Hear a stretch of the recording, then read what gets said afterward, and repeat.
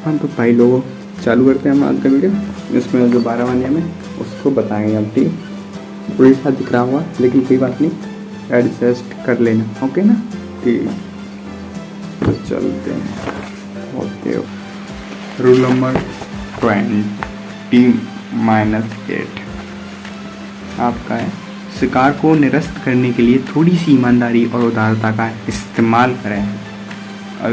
अभी आपका पॉइंट्स है, इसकी व्याख्या है, इसका उपयोग कैसे करना है, इसका मतलब क्या है, जो भी कुछ है इसके बारे में, इस पॉइंट जो मैंने बोला है वो सब कुछ जानने वाले हैं। ठीक है, ठीक है, जल्दी जल्दी जानने का प्रयास करेंगे क्योंकि समय बहुत खिंच जाता है। मुझे नहीं लगता है ये आपने इतना धैर्य, अच्छी बात है, ना हो तो इसको फिर जल्दी करना पड़ेगा काम है। ठीक, एक सच्चा और ईमानदार कदम बेईमानी के दर्जनों कदमों को ढक लेगा। ठीक है, एक ईमानदार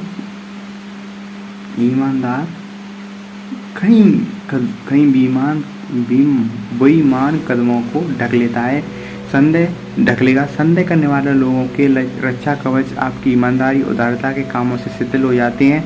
जब आपकी थोड़ी सी ईमानदारी उनके कवच में छेद कर दे तो इसके बाद उन्हें इच्छानुसार धोखा दे सकते हैं और उनसे मतलब निकाल सकते हैं। सही समय पर दिया गया उपहार यानी ट्रोजन और सभी इस उद्देश्य को पूरा करता है।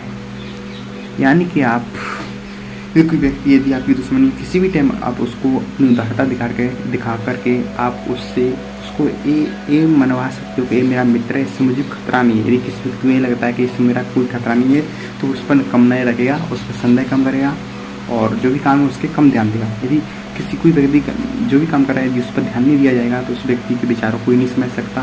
तो ये आपका एक काम है, ठीक है ना। तो रक्षा कवच को बेच सकता है आपकी थोड़ी सी ईमानदारी, क्योंकि आपकी कोई भी ईमानदारी किसी ऐसी टाइम पर दिखाई जाती है ईमानदारी तो आपके सारे अवगुणों को ख़त्म कर देती है, ढक देती है, खत्म तो नहीं ढक देती है ना। तो चलते हैं। धोखा देने का मूल मंत्र है ध्यान भटकाना। यानी कि धोखा देने का मतलब है धोखा ऐसा नहीं समझो, ध्यान भटकाना। धोखा देना यानी ध्यान भटकाना। आपसे जो भी आपसे जलस करते हैं, जो भी आपसे शत्रु उनका ध्यान भटक जाए बस काफ़ी है। ध्यान भटकाए, जिन लोगों को आप धोखा देना चाहते हो उनका ध्यान भटकाने से आपको धोखा देने का समय और मौका मिल जाता है।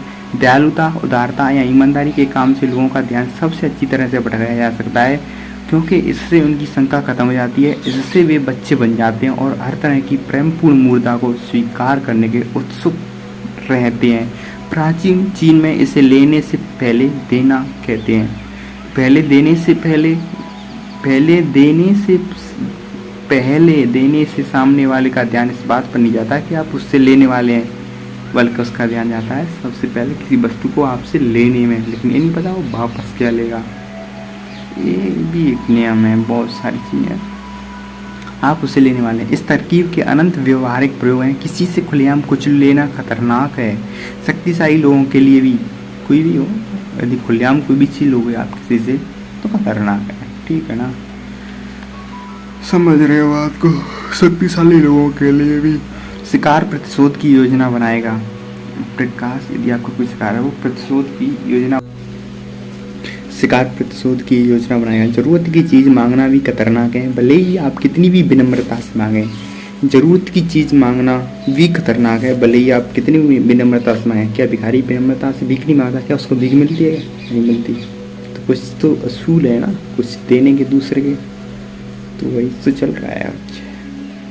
जब तक सामने वाले व्यक्ति को अपना फायदा नहीं दिखेगा तब तक वह आपकी ज़रूरत पर ध्यान नहीं देगा। हो सकता है वहाँ इसे छिड़ भी जाए। लेने से पहले देना सीखो, यानी कि लेने से पहले देना सीखो। और देना क्या सीखो? यदि किसी भी व्यक्ति से आप कुछ भी लेना चाहते हो उसके बदले में आप कुछ भी दे सकते हो, उससे इन्फॉर्मेशन दे सकते हो, उसी ऐसी समस्या का समाधान दे सकते हो जिसका समाधान उसे नहीं मिल रहा हो।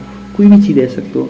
यदि कोई खड़ा व्यक्ति तो उसको बैठा सकते हो, किसी को प्यास लगे उसको पानी पिला, कोई भी एनिमी, ठीक है ना। अपना दिमाग लगा लेना थोड़ा बहुत, बस ऊपर से चलेगा। क्योंकि यदि अंदर तक गए तो आधा घंटा 1 घंटा भी लग सकता है, कोई बड़ी बात नहीं है। इसलिए समझ जाओ।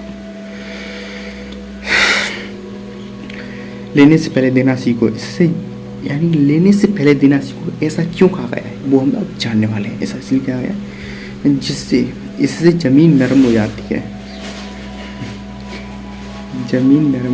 है।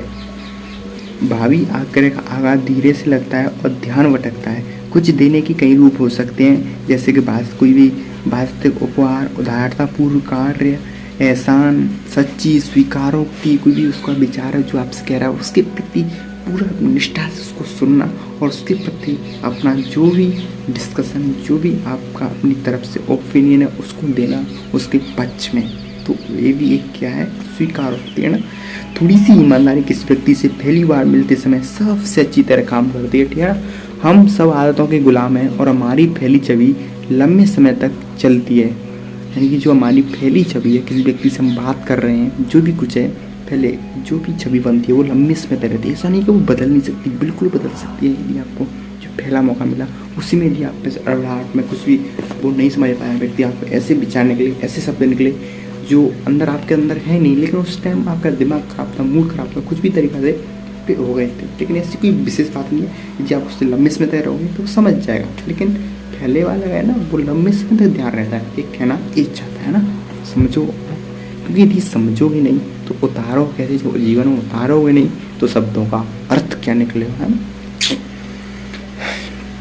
अगर कोई संबंध की शुरुआत में ही यहाँ भरोसा करने लगता है कि आप ईमानदार हैं, तो वहाँ बाद में इस भरोसे को बदलने के लिए बहुत कोशिश करनी पड़ती है। यदि आपने किसी भी विचार को पहले मान लिया तो उसको उठाने के लिए आपको बहुत सारे विचार करने पड़ेंगे। यदि आपने एक बार एक जीके पढ़ ली और देखा उसका जीके का रूपांतरण एक नए जिलों के हिसाब से हो गया, तो उसको पहले की जीके को निकालना मुश्किल है। आपको उनको चेंज नहीं करना है, पहले को जो भी आपके नए जिले बने हैं उनको फिर से पढ़ना है, सिर्फ उनको, क्योंकि पहले के तो याद है। यदि उन जो भी आपने याद करें नए जिलों के, तो वो भी क्वेश्चन है तो उसको हल कर देना बस हर महीना। क्योंकि यदि आपके दिमाग में एक बार कोई चीज फिट बैठेगी उसको मिटाना भी कठिन है, समझिए ना। किसी चीज़ को याद करना भी कठिन है, लेकिन उस चीज़ एक बार बैठ जाए तो उसको मिटाना भी मुश्किल है, समझ रहे हो ना बात को। तो बाद में भरोसे को बदलने की बहुत कोशिश करनी पड़ती है। इससे आपकी रणनीति बनाने का काफ़ी मौका मिलता है। यदि व्यक्ति आपको पहली बार में यदि कोई चीज़ विश्वास कराए तो, यानी कि आप अंदर से हो कोई विश्वास करा दे तो बहुत ठीक। अक्सर ईमानदारी का एक ही काम पर्याप्त नहीं होता, ज़रूरत है ईमानदारी की प्रतिष्ठा की। यहाँ प्रतिष्ठा बहुत से कामों से बनती है। कौन से कामों से बनती है? जो महत्वहीन भी हो सकते हैं उनसे भी प्रतिष्ठा बनती है भाई लोगों। एक बार यहाँ प्रतिष्ठा बन जाए तो पहली छवि की तरह ही इसे लाना भी आसान ना होगा बेटे हो। प्राचीन चीन में चैंग, अब मैं एक कहानी बता रहा हूँ ठीक है। प्राचीन चीन में एक चैंग के ड्यूक वू ने यह फैसला किया, चीन में चैंग के ड्यूक वू ने यह फैसला किया कि वह सशक्त बने रहे, हू राज्य पर कब्जा कर लेगा। उसने अपनी योजना किसी को भी नहीं बताई और हू के राजा से अपनी बेटी की शादी कर दी। फिर उसने एक सभा बुलाई और अपने मंत्रियों से पूछा, मैं किसी देश पर आक्रमण करने के बारे में सोच रहा हूँ, हमें किस देश पर हमला करना चाहिए। जैसी उसे उम्मीद थी एक मंत्री ने जवाब दिया, हमें हू राज्य पर हमला करना चाहिए। ड्यूक गुस्सा दिखाते बोला, अब हमारा मित्र राज्य है, तुम उस पर हमला करने का सुझाव कैसे दे सकते हो। इस गलत बात के लिए उसने मंत्री का सिर कलम करवा दिया। हू के राजा ने इस बारे में सुना, यानी कि आप किसी व्यक्ति की बुराई कर रहे हैं, किसी बड़े व्यक्ति के सामने आप किसी दूसरे व्यक्ति की बुराई कर रहे हैं, और जो बुराई कर रहा है उसका सर से कलम कर दे। जिस व्यक्ति की बुराई कर रहा है कोई व्यक्ति, उसी का कलम कर दे दूसरा व्यक्ति। तो इससे क्या निकलता है, यानी कि जिससे वो बात कह रहा है उसका पक्का उससे संबंध है, जिसके बारे में उसको निंदा कर रहा है व्यक्ति। तो उसके रानी जब संदेश जाएगा, एक व्यक्ति बुराई कर रहा था मेरी और उसने उसका सिर से दर अलग कर दिया, तो विश्वास नहीं बनेगा क्या? क्यों नहीं बनेगा? तो चीज़ है यार, पहले की कहानी है तो रियल कहानी है, देखते हैं और क्या होता है। यूँ करने का सुझाव कैसे दे सकते हो। इस गलत बात के लिए उसने मंत्री का सिर कलम करवा दिया। हू के राजा ने इस बारे में सुना, उसने सोचा कि उसके पास वू की ईमानदारी के बहुत सबूत हैं, यानी कि वू एक राजा है और हू एक राजा है। वू और वू ने अपनी बेटी पहले उससे शादी कर दी, उसके बाद हू का मंत्री एक उसकी निंदा कर रहा था, हू की उसका सलम यानी सिर्फ कलम करवा दिया, ठीक है ना, समझ लो। ईमानदारी के बहुत से सबूत भी तो है। इसके अलावा वू ने उसके साथ अपनी पुत्री की शादी भी की है, यानी वू ने जो वू है ना जिसने सर कलम करवा दिया उसने बहू से शादी भी करवा दी अपनी बेटी की, इसलिए उसने बहू से खुद को बचाने के लिए कोई सावधानी नहीं बरती। कुछ हफ्ता बाद हू की सेनाएं हू राज्य में घुस गई और उन्होंने पूरे देश पर कब्जा कर लिया। देखो दिमाग की चालाकी की, आमने सामने युद्ध होता तो थोड़ा मतलब बहुत समय लगता, उनको जीतने में समय लगता, आपस में कितने लोग मरते। तो उसने एक का कलम करवा दिया और एक शादी करवा दी, उससे काम चल गया। लेकिन इससे हुआ क्या, ये दोनों कामों से हुआ क्या, जो व्यक्ति है दूसरा, जो हू राज्य है उसका जो विश्वास था उसके प्रति हो गया। और यदि किसी व्यक्ति यदि आपका किसी व्यक्ति पर विश्वास हो जाता है तो आप उसके प्रति संचित नहीं रहते हो, उस पर दृष्टि नहीं रखते हो, बल्कि नॉर्मल जीवन जीते हो। लेकिन वो व्यक्ति वो अंदर ही अंदर एक ऐसी योजना बना रहा है जो आपको ख़त्म कर सकता है, तो खतरनाक है वो व्यक्ति। लेकिन आपको पता नहीं चला एक शक्ति का नियम है, ठीक है ना। उसका उन्होंने पूरे देश पर रोशन क्या किया, हूँ देश पर आक्रमण कर दिया, खत्म रात में। ईमानदारी सावधान लोगों को निरस्त करने की सबसे अच्छी तरीका में से एक है। ईमानदारी यानी अपना स्वभाव किसी व्यक्ति के, इस व्यक्ति जो आपका शत्रु है उसके द्वारा आपका स्वभाव अपने यानी कि आपका स्वभाव आपके शत्रु के मन में आपके लिए ईमानदारी आपके लिए भाव हो जाए तो आप उस व्यक्ति को बहुत जल्दी ख़त्म कर सकते हो। मेरा नियम बहुत तगड़े हैं भाई लोग, आप इसका कहीं भी यूज़ ना कराएं। मेरे कहने का मतलब इसका सिर्फ वहीं यूज़ करें जब ज़रूरत हो, तो कोई ज़रूरत नहीं है इस नियमों की ज़रूरत शायद पड़ती भी नहीं है। लेकिन मैं बता रहा हूँ यदि कोई आप पर प्रयोग करता है तो उससे बचने का भी तो उपाय होना चाहिए ना, आपको पता होना चाहिए कहीं वो प्रयोग नहीं कर रहा तो उसकी भी तक अच्छा कि कर सकते हो। मेरा कहने का मतलब मैं इनको प्रयोग करना नहीं सिखा रहा मैं, बल्कि नियमों का कोई आप पर प्रयोग करते मैं उसको असफल करना सिखा रहा हूँ। ईमानदार सावधानी लोगों को निरस्त करने के सबसे अच्छे तरीकों में से एक है, लेकिन यहाँ इकलौता तरीका नहीं है। कोई भी इकलौता भी तरीका नहीं है, और भी है। कोई भी महान या निस्वार्थ दिखने वाला काम ऐसा ही कर सकता है। शायद इस तरह का सबसे अच्छा काम उदारता दिखाना है। भले ही बहुत कम लोगों को उफारना पसंद होता है, ठीक है, भले ही उनके सबसे पक्के दुश्मन ने दिया हो, आपका कोई पक्का दुश्मन दिया, उसने आपके लिए आपकी पसंद का कैसा भी उपहार दिया है, तो आप उसके लिए शत्रु के लिए थोड़ा तो कृतज्ञ आता है कि हाँ अच्छा थोड़ा बहुत आता है, पसंद तो आता है, उसको लेगा तो सही। यदि कोई भी चीज़ दी आपने दूसरे व्यक्ति को मतलब दे दी, डिलीवर कर दी, वो भी निस्वार्थ के भाव से, उदारता के भाव से, तो वो ऋण होगा ना, वो यहाँ तक होगा, बल्कि बुद्धि में नहीं होगा, वो आपकी भावनाओं में होगा उस व्यक्ति का। और भावना वो कार्य वो भला कर सकती है आपका जो बुद्धि नहीं कर सकती। कर टाइम देगा लेकिन समझ जाओगे, है ना, ठीक है। उनके सबसे पक्के दुश्मन ने दिया, ठीक है। इसलिए यहाँ लोगों को निरस्त करने का सबसे अच्छा तरीका है उपहार से हमारे अंदर छिपा बच्चा जाग जाता है और हमारा अच्छा कवच ढीला पड़ जाता है।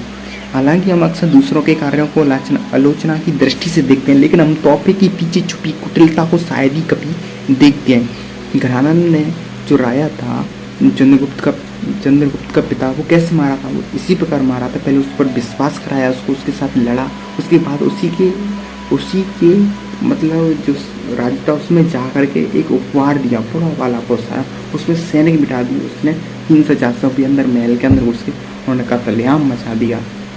तो ये इनका नियम बहुत पालन किया गया, पहले जरूरत पड़ती थी, लेकिन अब जरूरत नहीं है तो कोई बात नहीं, लेकिन आप पर कोई प्रयोग कर रहा है तो समझ जाओ, संचेत हो जाओ, ठीक है। बड़े उद्देश्य छिपे होते हैं, तो आप अपनी चालबाजी को छिपाने का सबसे अच्छा तरीका है। इस रणनीति का प्रयोग सावधानी से करना चाहिए। अगर लोग इसे बांप लेंगे तो कृतज्ञता और स्नेह की उनकी कटुलता भावनाएं नफरत और अविश्वास में बदल जाएंगी। जब तक आप सच्चे और दिल से निकलने वाले उपहार का विनय ना कर सकें तब तक आगे से ना खेलें। जब तक आप अंदर से पूरी एक्टिंग, पूरा जोश, पूरी उमंग ना हो किसी कार्य को प्रति करने की, तो उस कार्य को ना करें। मैं पढ़ाई की बात नहीं कर रहा हूँ, मैं अब सिर्फ शक्ति के नियमों पर चल रहा हूँ, ना कि मैं पढ़ाई समझ चल रहा हूँ। तो उसकी पढ़ाई की समझ विचार दूँगा तो उस वक्त उसको देना पड़ती है, उदाहरण देंगे मैं। उपहार विनय ना कर सकें तब तक आग से ना खेलें, ठीक है। तस्वीर ट्रोजन हॉर्स आपका कपट एक बेहतरीन तोहफे में छिपा हुआ है, जिसके प्रलोभन से आपका विरोधी बच नहीं सकता। दीवारें खुल जाती हैं भीतर पहुंचने के बाद कहर बरपा दे। विशेषज्ञों की राय क्या है, जब चीन के ड्यू इरुवेन यू पर आक्रमण करने वाले थे, जब चीन के ड्यू दुवन पर आक्रमण करने वाले थे तो उन्होंने उससे घोड़ों की टीम उपहार में दी।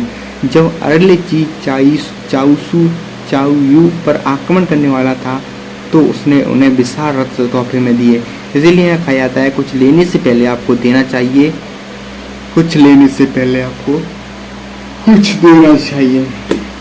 कुछ भी हो जिससे उस व्यक्ति को उदारता बढ़ता है, उसके अंदर भाव आता है, उसको भी देना चाहिए। अब इसको जीवन में, आज के जीवन में कैसे उतार सकते हैं, मैं डायरेक्ट बताता हूँ कि आप किसी पैसे कोई भी पैसा उधार ले रहे हो, एक बार दो बार उधार लिया कोई बात नहीं, लेकिन उन बदले में कुछ भी दो तो सही।